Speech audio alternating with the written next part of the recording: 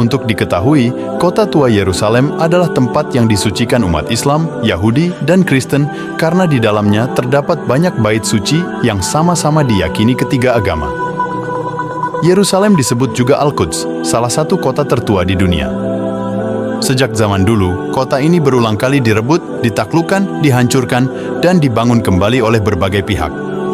Bagi umat Muslim, kota tua Yerusalem adalah tempat yang sangat dimuliakan karena di sana terdapat Baitul Maqdis, Masjid Al-Aqsa.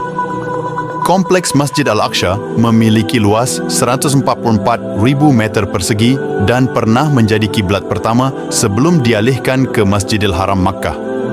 Di dalamnya terdapat Masjid Kubah Batu, Kubah Asy-Syakrah atau Dome of the Rock, Masjid Al-Qibli atau Masjid Jami' Al-Aqsa, Mushalla Al-Marwani, Kubah Silsilah, Kubah Mikraj Nabi, Al-Mawazin, Museum Islam, dan situs lainnya. Selain kiblat pertama, Al-Aqsa pernah menjadi pijakan Nabi Muhammad SAW ketika naik ke langit saat peristiwa Isra Mi'raj. Beliau juga pernah mengimami solat bersama para nabi dan rasul ketika Isra Mi'raj.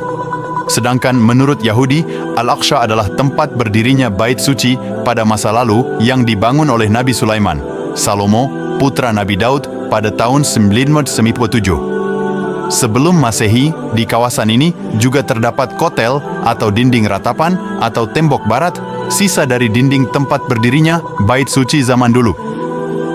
Bagi umat Kristiani, di sekitar Al-Aqsa terdapat Gereja Makam Kudus, sebuah tempat ziarah penting bagi penganut Kristen di seluruh dunia. Tempat itu dikaitkan dengan kisah kematian Yesus, penyalibannya dan kebangkitannya. Masjid Al-Aqsa menjadi tempat yang disucikan ketiga agama karena berkaitan juga dengan para nabi yang diutus kepada kaum Bani Israel.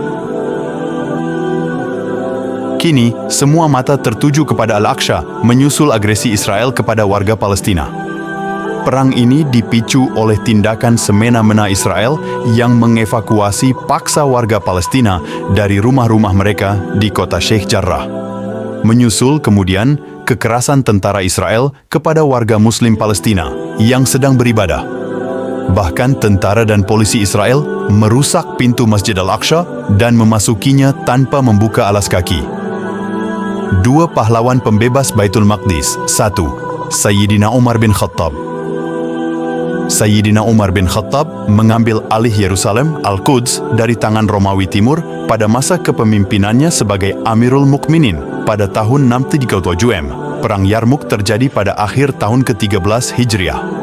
Bertepatan pada masa peralihan Khalifah Abu Bakar kepada Umar bin Khattab radhiyallahu anhuma. Inilah satu saltu perang terbesar pasukan Muslim melawan kerajaan Romawi Timur, Bizantium. Usai perang, pasukan Muslim mendapat kemudahan menaklukkan seluruh kota-kota di negeri Syam. Amru bin Ash di bawah komando Abu Ubaidah Al-Jarrah radhiyallahu anhuma berhasil memblokade Al-Quds pada 17 Hijriah. Kemudian, Umar datang ke Palestina untuk bertemu langsung dengan salah satu pembesar Romawi, Sophronius.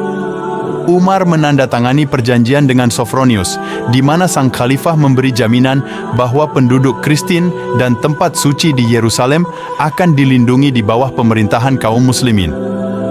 Ada yang menarik dari sikap Umar kala itu. Ketika beliau dipersilakan sholat di Gereja Makam Kudus, salah satu tempat suci umat Kristen, Umar menolak untuk sholat di dalam gereja sehingga kaum muslim tidak meminta konversi Gereja Makam Kudus menjadi masjid. Sayyidina Umar memilih sholat di luar gereja, tempat di mana Masjid Umar berdiri hingga saat ini, yaitu berlawanan arah dengan pintu masuk Gereja Makam Kudus. Masjid Umar merupakan sebuah bangunan berstruktur kayu dengan bentuk persegi panjang yang dibangun di atas reruntuhan dan dapat menampung 3.000 jamaah. Umar bin Khattab dikenal sebagai pahlawan yang membebaskan Yerusalem, Al-Quds, dari cengkraman kerajaan Romawi. Nama beliau tercatat dalam sejarah Islam. 2. Salahuddin Al-Ayyubi, pahlawan kedua yang berperan besar dalam penaklukan Baitul Maqdis ialah Salahuddin Al-Ayyubi. Beliau adalah laki-laki yang berasal dari suku Kurdi, Irak. Salahuddin meniti puncak karirnya sebagai panglima besar yang merebut kembali tanah suci Baitul Maqdis dari cengkraman pasukan salib Kristen. Sehari sebelum penaklukan, Salahuddin Al-Ayyubi bersama 60.000 lebih pasukannya telah mengepung Yerusalem. Beliau berhasil menaklukkan Yerusalem setelah 88 tahun hidup dalam cengkraman Kristen Eropa yang keji kala itu. Yerusalem berhasil direbut oleh Salahuddin pada hari Jumat, 27 Rajab 583. Hijriah bertepatan 2 Oktober 1187 Masehi. Al-Quds akhirnya berhasil takluk dari penjajahan Kristen Eropa. Hari itu kebetulan bertepatan dengan peringatan Isra Mikraj Nabi Muhammad.